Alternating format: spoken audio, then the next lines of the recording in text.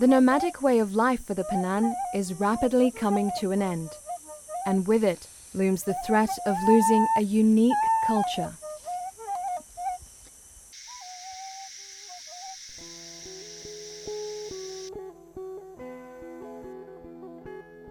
One place where Penan tradition still has a home is in Mulu National Park.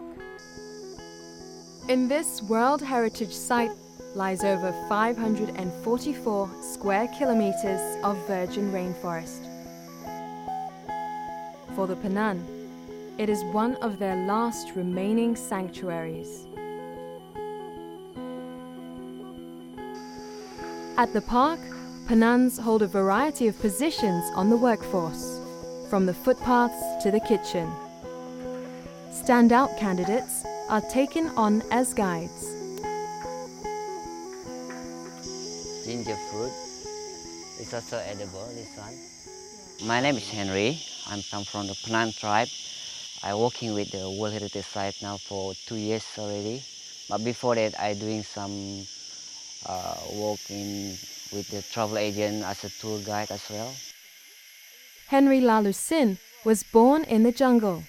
His family was nomadic until they chose to live permanently in a nearby settlement.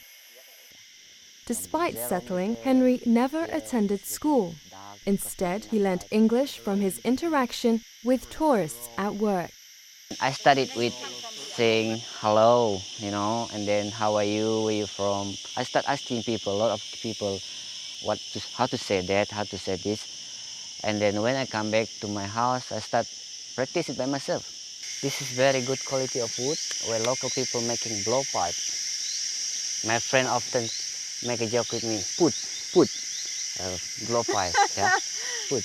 Yeah. The Penan possess a wealth of knowledge of the plants and animals found in Sarawak's interior, recognizing over 400 plant uses and herbal medicines.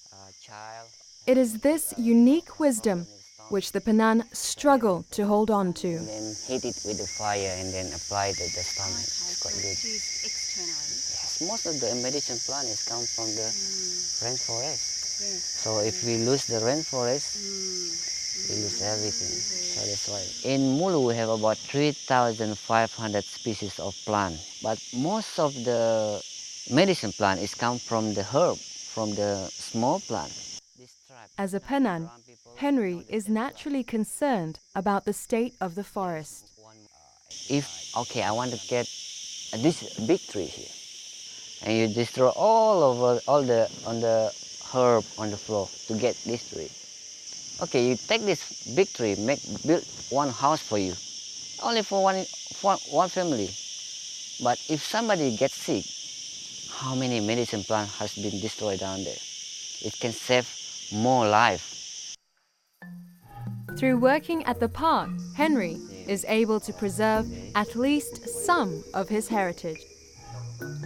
Here, the Penan work alongside other indigenous groups, such as the Kayan, Barawan, and Iban.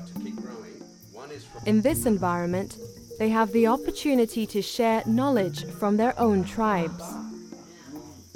We directly employ about 85 people from the local community. Altogether, I think there's about 9 different language groups employed in the park. Their knowledge is quite profound because it's come from birth. Part of my job is then teaching them how to get that information out to visitors and then just weave in their cultural perceptions of the same thing. It makes it a very, very meaningful experience for park visitors.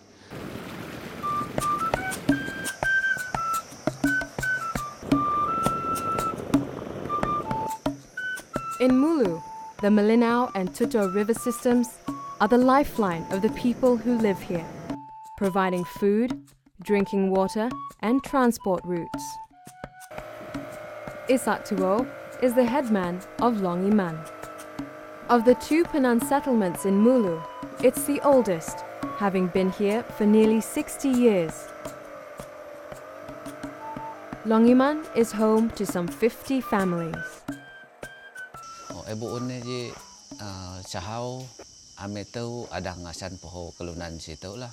Lakau lem itu uban asan me tokong sa ba maam tu ngan tuai situ uban buun sahau puun temu long melinau tu. Temu long melinau tu kubuk hau lu penan lah. Ina buun lu penan tu tuai tong dirin ba pane. In settling, the community has gained new skills such as farming, fishing, trading, and boat making. They've also adopted Christianity. As a settled community, families have learnt to face the challenges of a modern lifestyle. Working around the high cost of ferrying school children upriver is one such challenge. Kadang-kadang anak me bari irai taipatet na perlu pun jauh sah kelunan mesti punlah pesising menyan bara uban pina kelunan ina pe 50 sini nah pun tu satu sah kelunan juk bayan uban be pun kerja lah pun di pasina irai nah pun benara me pun kekenin irai nah juk nolong ame lah uban ne menyan. As a result of settling, over 95% of Longiman's children are enrolled in primary school.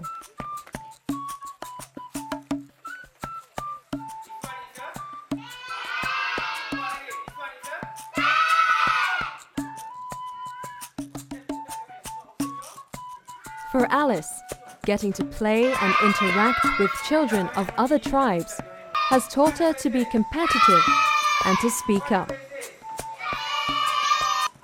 This has helped her in the classroom, as the Penan are naturally shy people.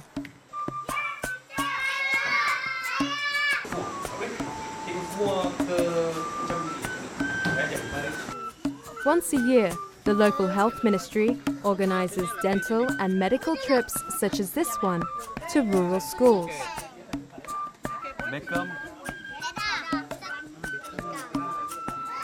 Although seemingly painful, a visit from the dentist is a luxury in rural areas.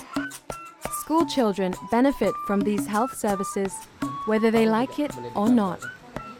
Kanak-kanak kecil, lebih lagi di pedalaman ni mereka memang ibu bapa lah, tidak berapa mengambil berat tentang gigi. Kalau gigi sehat, gigi bersih, kesehatan mereka pun tidak terganggu dan proses pembelajaran pun tidak terganggu.